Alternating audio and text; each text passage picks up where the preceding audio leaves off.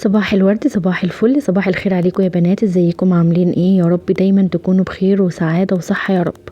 انا نرمين محمد ودي قناتي مملكة نادين. لو لأول مرة بتشوفيني ما تنسيش تشتركي معايا في القناة، يشرفني ويسعدني جدا اشتراكك. ولو انت مشتركة معايا بالفعل ما تنسيش تضغطي على زرار اللايك.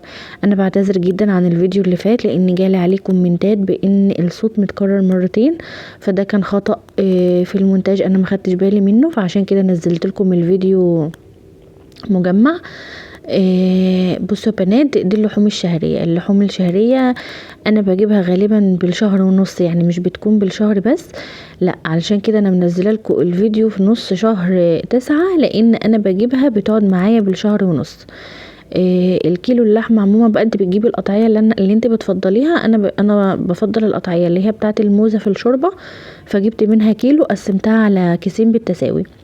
والقطعيه دي من الستيك دي بتبقى من وش الفخده، بجيب برضو منها كيلو للشوي، واحيانا برضو بعمل منها طواجن وكده. بقسم الكيلو على 3 اكياس لان هو بيبقى شرايح رقيقه، يعني فبيعمل معاكي كميه اكتر من اللي هي المكعبات، فبقسم الكيلو على 3 اكلات. تقسيمه الوجبات دي بتكفي من 5 ل6 افراد.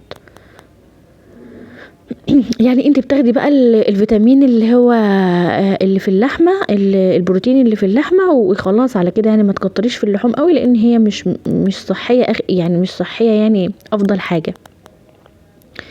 اللحمه المفرومه برضو كذلك بقسم الكيلو على 3 وجبات. انت برضو قسمي على حسب ما بتحبي، تقدري برضو تقسميه على 4 وجبات، كل وجبه ربع كيلو. لو عندك الميزان تقدري توزني عليه، لو مش عندك قسميها يعني بالنظر كده.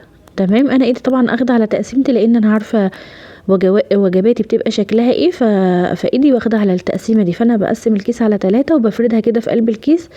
ان انت تفرديها كده لما بتطلعيها تتفكك، بتكون سهله معاكي في ان هي تتفكك اكتر ما بيكون يعني قطعه واحده كده على بعضها. حتى هتلاقيه في كل الاكياس انا عامله نفس الطريقه كده فرده اللحمه. ده بالنسبه ده للكبده، ده نص كيلو كبده وده ربع كيلو سجق. انا هنقل السجق من الطبق لان الشكل العام بتاع الطبق مش لطيف، فهنقله كده في الكيسه وهفرده برضو وهسيبه. ده برضو وجبه من الوجبات، والكبده برضو وجبه من الوجبات. واللي هناك ده نص بفتيك. النص البفتيك ده لو عملته شاورما بيقضي معايا وجبه، لكن لو عملته بفتيك بيعمل معايا وجبتين، لانه ما شاء الله يعني البفتيك برضو زي البانيه بالظبط، من الحاجات اللي بترمي معاكي كميه كبيره. في فيديو بقى اللي هو الفيديو اللي فات، في تجميعه بقى مفصله كده عن محلول النقع بتاع الفراخ.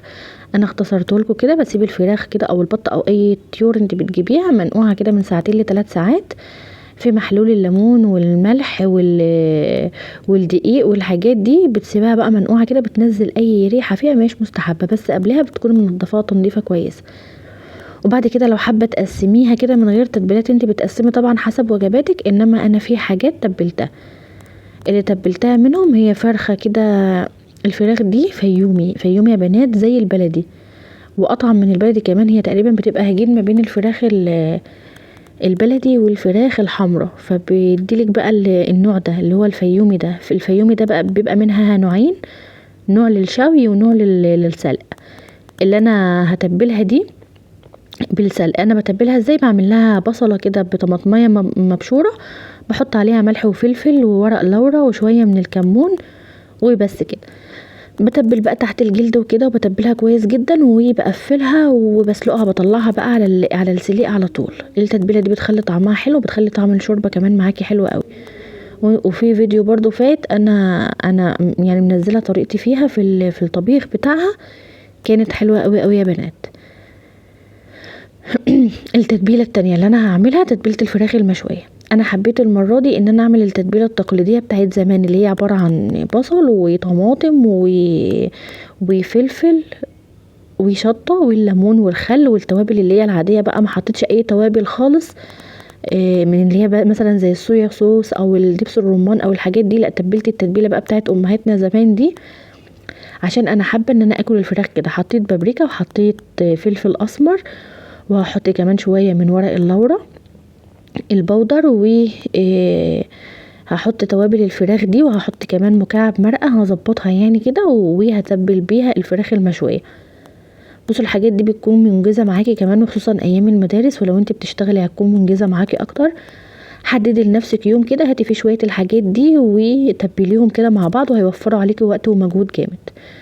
انا عايزه اقول لكم ان انا ما تبلتش كل حاجه او ما خلصتش كل حاجه، بس عملت منها شويه كده انجزوني، وقلت اليوم اللي هطلع فيه حاجه من دي جاهزه، اللي انا ما جهزتوش بقى هطلعه اعمله.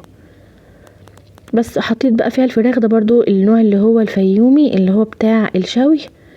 انت تقدري برضو تستخدمي فراخ بيضة، الفراخ اللي انت بتفضليها استخدميها. انا بس حبيت يعني ايه اديلكم معلومه عن الفراخ دي. الفراخ دي بجد حلوه قوي وطعمها حلو كده، هتحسوها حاجه كده من بتاعه زمان اللي احنا ما عدناش بناكلها دي تبلتها كده وهسيبها في التتبيله. التقسيمات دي بقى بتاع يعني حاجه خاصه بيكي بقى بتاعتك انتي، شوفي التقسيمه المناسبه ليكي ايه واعمليها. دي بطايه بقى كده، بط مرجان، بعمله بقى مرتة اللي هي المرتة الدمياطي، عبارة عن بصل ملح وفلفل وكمون وورق لورا حبهان، وهحط عليها كمان زبيب. بس كده. وهحشي بيها برضو البطايه وهعينها متفرزه كده بالحشو بتاعها ده برضو، بحيث ان انا لما اجي اطبخها اعملها على طول. بتقدري انت بقى خلال الشهر مثلا، لو شهر جبت بطة تقدري يعني اللي بعده بقى تجيبي ارانب لو انتوا بتحبوها كده، يعني سمان حمام الحاجات بقى، يعني غيري ما يبقاش كله فراخ كده. قسمي ميزانيتك زي ما انت عايزه، انا بديكي الفكره وانت اختاري منها اللي يناسبك. بس كده يعني ده المقصود يا بنات من الفيديو. بس ودي كانت الوجبات كمان بتاعه الفراخ اللي انا جهزتها. جمعت لكم وجبات الفراخ واللحمه في فيديو واحد. متنسوش اللايك يا بنات، واشوفكم على خير، وربنا كده يجعل يومكم كده سعيد يا رب، وسعاده وهنا. سلام عليكم.